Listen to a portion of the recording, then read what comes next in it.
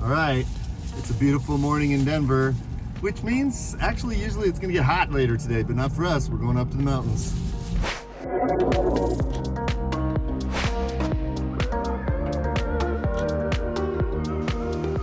There they go, first group on the way.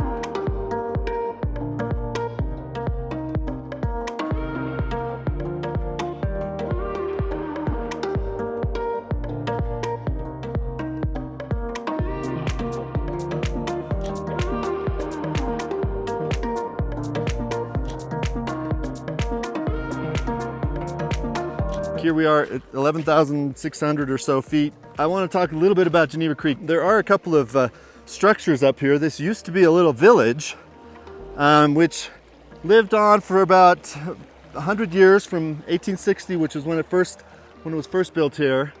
Here's one of the villages, one of the buildings. It's hard to say when this was built. You know, it could have been more recent or could have been as early as 1860. But basically, this area was used for mining, for gold and then silver, and then later when the silver price dropped, basically the mines sort of had to shut down. They were also only occupied during the summer, and part of the reason, of course, is because we're up 11,000 feet. This is a lot of winter to take in this particular place. This is just above the tree line, or just getting to the tree line, so not a lot of wind protection here, but it's really a gorgeous place, and really happy to be here with all our friends.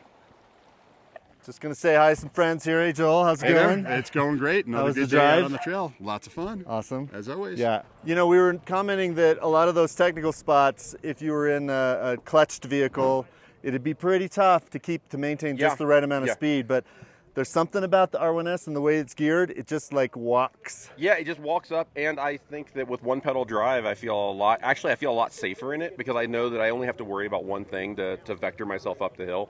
I don't have to worry about managing a clutch and all of that. Cool.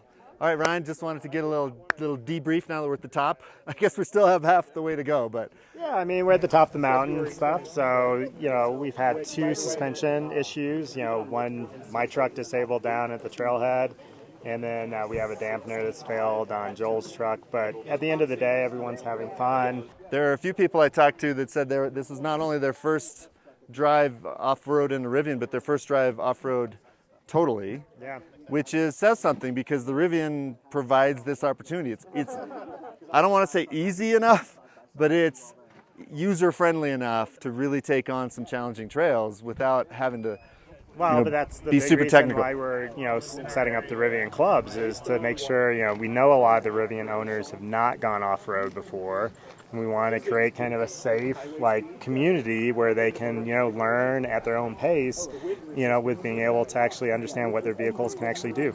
Well, it was a really cool group of people. You had everything from, beginner off-roaders that have never touched dirt with their trucks before and may never as well. It's a great opportunity for them to at least experience what they're capable of.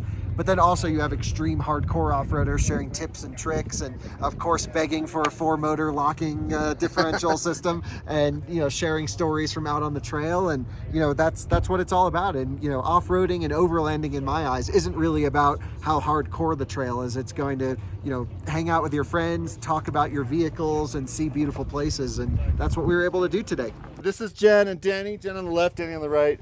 They are employees of Rivian with the roadshow crew, the content team. Just want to get your impressions about the drive, about the scenery, and all that. It is literally and proverbially breathtaking. What altitude are we at right now? 11.6. I'm a sea level girl, so this is a special treat in more than one way. But it's just phenomenal to be able to hang out with the Rocky Mountain Rivian Club today. And we've been on a road trip from Seattle. We're headed to our plant in Normal. And we're trying to meet as many owners and clubs and groups as we can along the way. And there's so many different types of Rivian owners. There's so many different ways to be a Rivian owner, but the through line is this sort of warmth and kindness and welcoming. And it's just been an incredible journey for us, and it won't end in normal, luckily. This is gorgeous. Second to none. How was it driving the dual motor? We just picked it up last night, so it was actually my first time getting to drive one, and we thought, heck, let's bring it off-roading before we go across the Great Plains in it. And it didn't skip a beat today. I was very, very pleased. Just could not be happier. When we were sort of finishing one of the long, more technical climbs on this drive today, and I patted it on the dashboard and said, Wait, does it have a nickname yet? well, that's where I'm going with this, is remember that song from Sesame Street where the Cookie Monster sings, C is for cookies, they're good enough for me. R is for Rockies, they're good enough to eat. This thing ate rocks, and I was pretty stoked. I sang the song in Cookie Monster voice. She did. But you had to be there. Yes. Yeah. We are who we are because of our community. And the best part about it is that we're just getting started. And it's going to be an amazing journey that we all take together. All right, well, that's it. Another successful off-road adventure, 24 trucks and lots of cool people that I got to meet. Thank you, everyone who came, and thank you to everyone who watched this video. So much more to come. Stick around. See you soon.